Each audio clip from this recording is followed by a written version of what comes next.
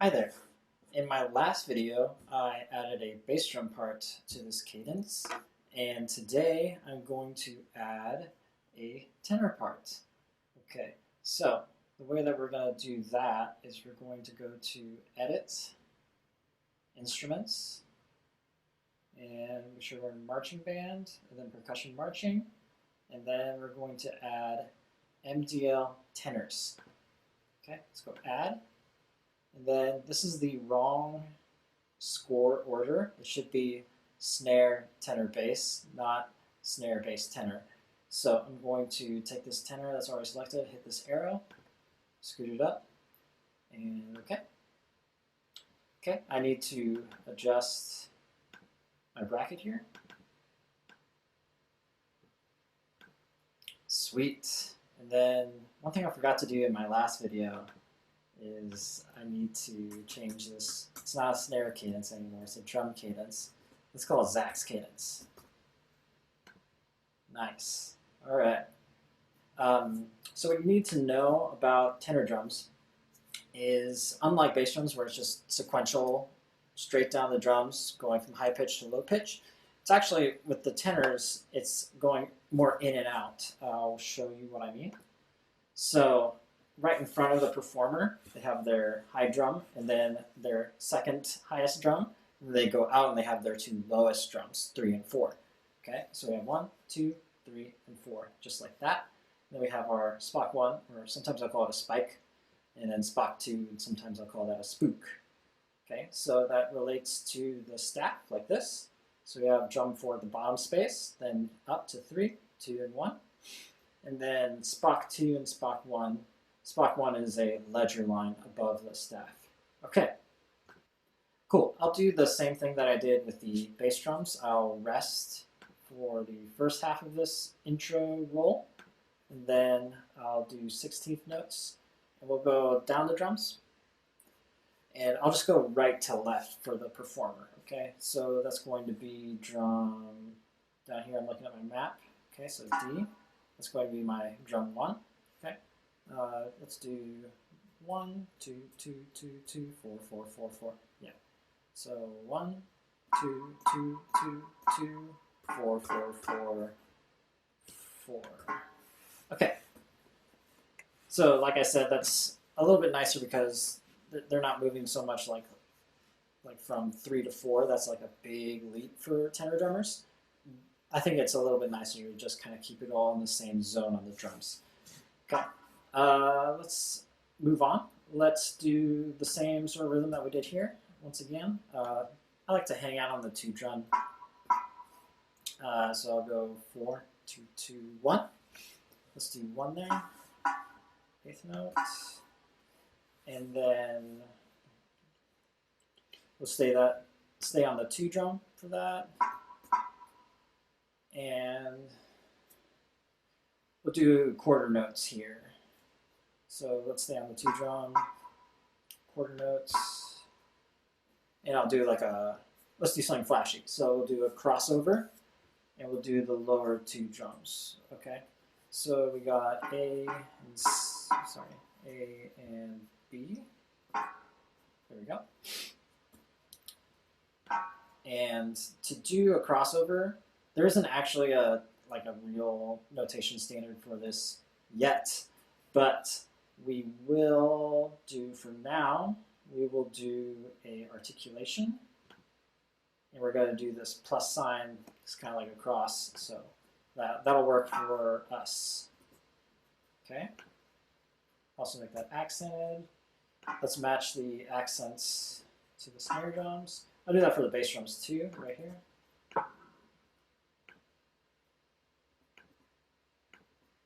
I can also do this all in post, but I kind of like to flip the accents so they're over the top of the stems. I just think that looks a lot nicer. Okay, and then I'll do another release. I got an idea here, so let's do the same thing. That's not going to be crossed like that. I'm going to make sure that's above the chord. Yeah, that'll hug a lot nicer. Okay.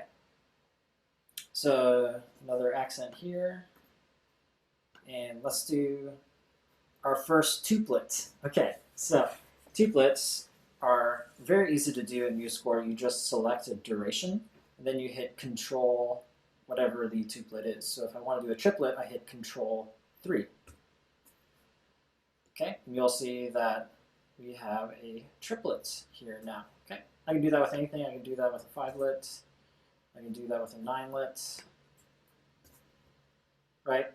So if you want to do something higher than a 9-lit, you have to actually go to, let's see here, add tuplets. Then you have to go to other to actually put it in. But you can do pretty much anything. Okay. So I'll just delete that. We don't need 5-lits and 9-lits. We just need our triplets. Okay. I'll do some shots here. So those will be on the 2-drum. I'll just select, I know that's not the 2-drum. I'm going to select that and then scoot it up. Okay, so these X's, that's our shots. Okay. Okay. And let's add marcatos to that. That's going to look sweet. And let's make it even more timbale-esque. Let's do a little rough into it. So if I want to do a rough, I'm going to go over to the left and I'm going to do grace notes. I'm going to do 2 16th notes. Okay. I don't want those to be shotted grace notes. Good, just like that.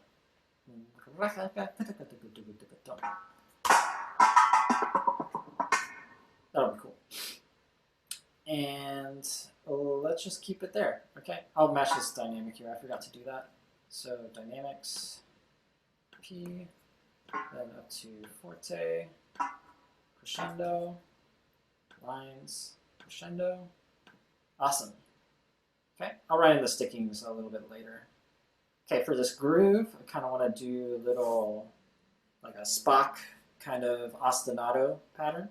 If you don't know what an ostinato is, it's just a repeating pattern, repeating musical idea.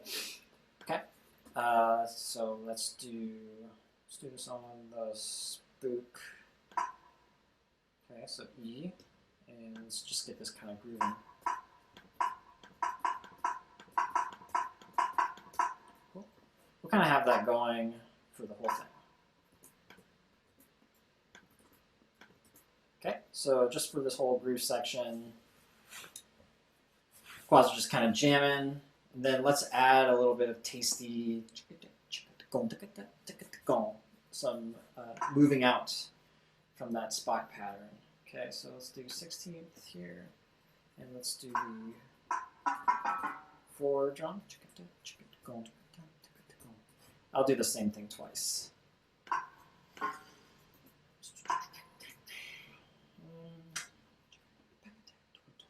Oh, cool. So I'll do this kind of like a call and response here. So let's do accents.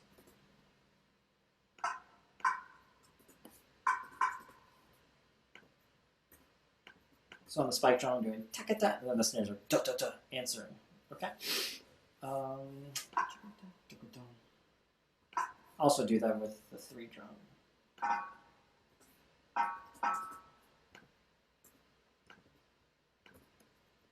Okay, I like that. I think I'm actually just going to do that twice, but I'll match the snare part.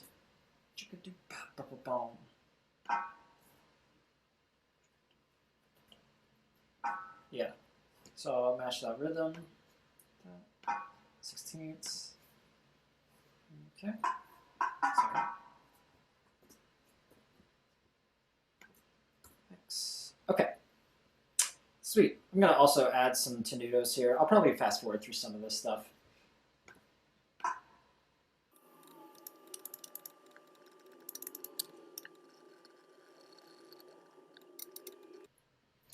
Okay, so I added these tenuto markings here, and I also added a sticking throughout the tenor parts. Okay, so I should probably explain the tenutos and Drumline world are just a little bit louder. Okay, so it's just like a half accent basically. Okay, and then I know I can assume that this rough here, that's what that is. It's a rough, the two grace notes going into these shots. I can assume that that's going to be two lefts or maybe even just a buzz. Some drum lines will just play that as a buzz. That's probably going to be cleaner. So there you go. All right. So my idea for the next part, I'm going to feature more of the tonal battery and just have the snare drums play some big impact accents. So that'll be kind of like getting a little faster or closer together as we go. So I'll just do like a cha,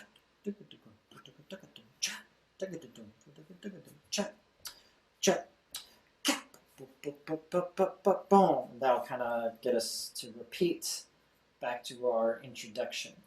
So I'll get that in here real quick. I'll fast forward.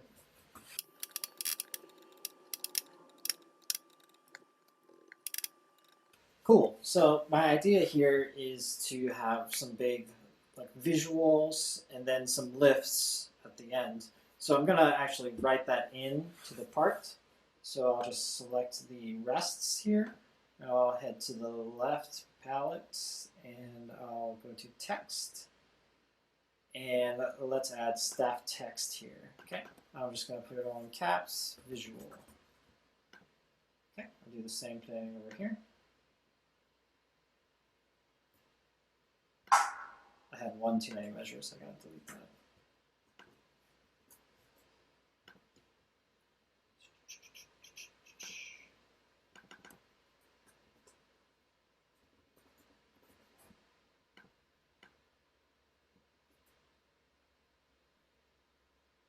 And then I'll add some lifts here. Lift. Then another lift. Okay, I think the length of these measures is going to increase when I add the bass and tenor part. So I had this idea, I've been playing a lot of Fall Guys, so I have this rhythm stuck in my head.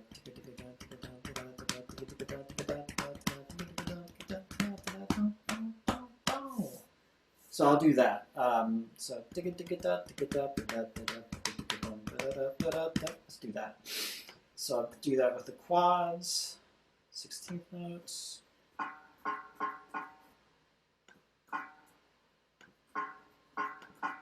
Sometimes it's easier to just write it all on one drum, and then I'll scoot it around. Okay, so I'll just take these ideas and kind of move them up the drums. I'll just go up and down with these ideas. So contrary to what some people might think, it's usually better to not write a bunch of crazy rounds for quad drummers. It's better to have all of your ideas kind of on a single drum, right? So just all on 4, then all on 2, and then all on 1. Good. Okay. Let's put accents on all that. And let's do the same thing with the bass drums. Okay, I'm sorry that was so clunky. That's how the creative process goes sometimes. So next, I want to do a little bit of a split between the tenors and the bass drums, like a maybe even something faster and cooler in the bass drums. So let's just do up the drums with the quads.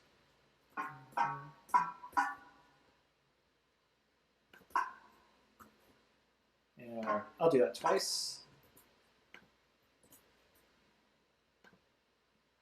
And then I'll respond. Let's have the bass drums play unison downbeat. And then I'll do like a quick split between drums 1 and 2. So let's go, let's do 4s. 30-second notes. Oops. There we go.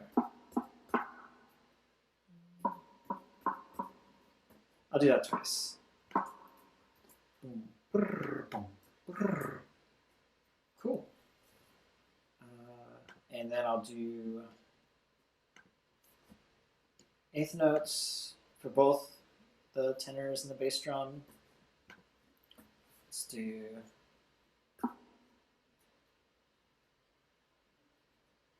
actually, let's do threes down the drums for the ending. That'll be good. So I'll just do, to get these threes going, these 16th note triplets, I'll get some eighth note rests here, and then I'll do the tuplet command 3 on each of them.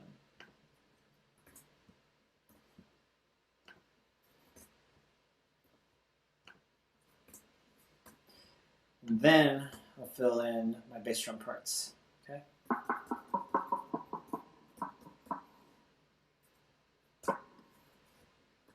Yeah. All right. Okay, and I'll do with quads. Let's just do a shot and then a crescendo on drum 4. Let's do.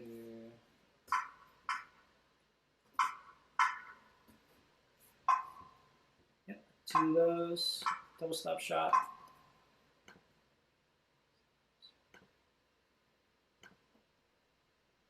And then all drum 4, eighth notes. Quarter note release. And let's add some flams.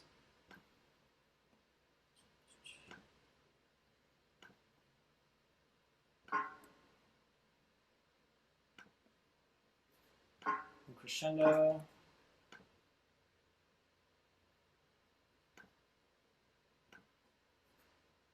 I'll crescendo this too.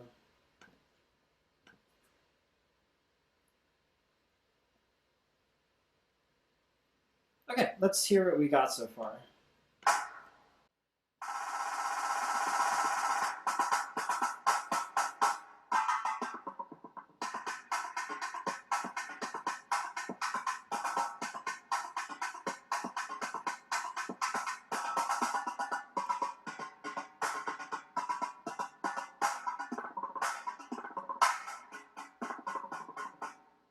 Right on. I'll make the accented release at the end. All right. I think that's a good place to stop on this video. On my next video, I will add the cymbal line, and I'll also do some finishing touches. Okay. Thank you for watching.